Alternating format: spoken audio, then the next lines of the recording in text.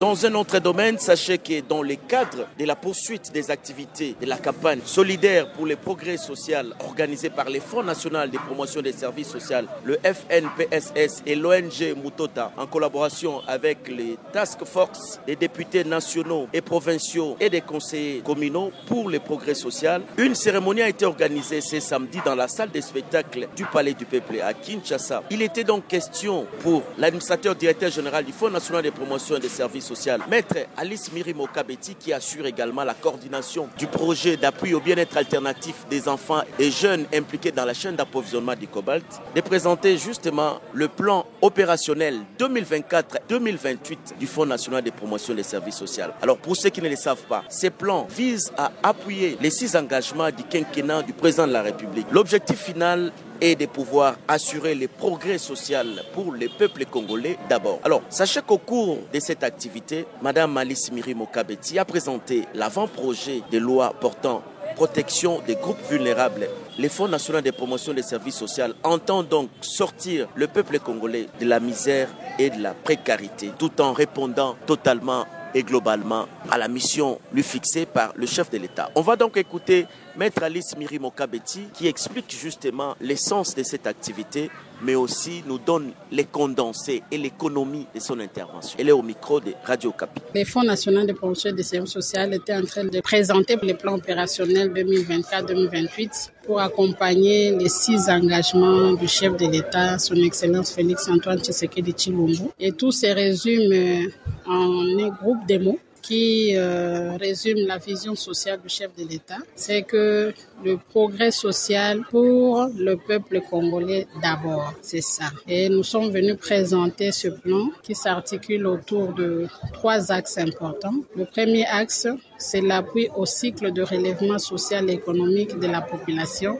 Et le FNPSS se place au milieu de la tripartite, population, l'État, à travers toute son organisation, depuis le sommet jusqu'à la base, et aussi le secteur privé et la société civile. Il y a d'un côté la population qui doit vivre la protection sociale, la sécurité alimentaire, le progrès social et vivre dans un monde de justice sociale. Et de l'autre côté, il y a l'État qui doit garantir cela. Et voilà pourquoi le FNPSS a présenté l'économie de l'avant-projet de loi pour la protection des groupes vulnérables qui va bientôt parvenir au Parlement à travers le gouvernement. Et dans ce projet de loi, nous avons présenté les ressources fiscales dont on a besoin pour que la population congolaise sorte de la misère et de la précarité. Et j'ai dit que la faim, c'est la plus grande guerre que nous avons. Et face à la faim, nous devons y répondre avec des actions concrètes d'appuyer la sécurité alimentaire et la protection sociale. L'autre volet, c'est l'appui au développement des chaînes de valeur dans l'agrobusiness, au modèle de ce que nous sommes en train de faire dans le Haut-Katanga et le Lualaba, à travers le PABA Cobalt, les centres de promotion de l'agrobusiness, qui est une réponse que le chef de l'État veut que nous puissions dupliquer dans toutes les entités territoriales décentralisées pour attirer plus de jeunes, des femmes et toute notre population vers nos villages où il y a des ressources sur le sol que nous pouvons exploiter et qui vont nous aider à générer des emplois parce que c'est par l'emploi que nous allons mettre fin à la vulnérabilité. Et nous avons dit que ce processus concerne aussi et au plus haut point nos populations vivant à l'Est qui sont encore sous le joug de la guerre. Ils sont aussi concernés par cette vision. Ça fait partie des éléments qui vont renforcer la paix. Le progrès social a toujours été une solution pour la consolidation de la paix. Nous avons aussi tenu à rassurer la population que le FNPSS va jouer son rôle de première réponse par rapport à l'appui à l'entrepreneuriat des pauvres. Il y a beaucoup de populations qui croupissent dans la misère, mais qui ont des initiatives commerciales, qui sont dans l'activité commerciale. Nous le savons, les mamans qui nous réveillent le matin avec les pondou yangwele, matembele yangwele, et maman Malewa, elles nous nourrissent, mais elles travaillent dans une précarité terrible.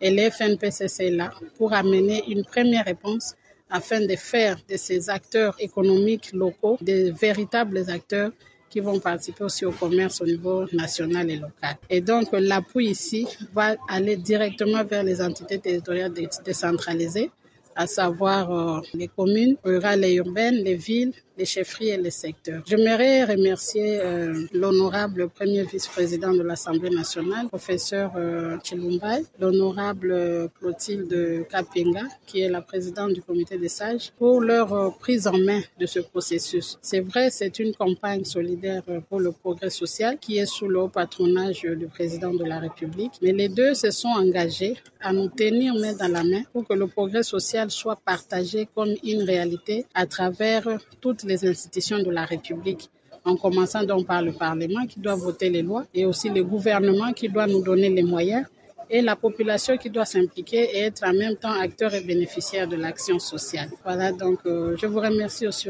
le canal par lequel la population aura toutes ces bonnes nouvelles. Merci beaucoup.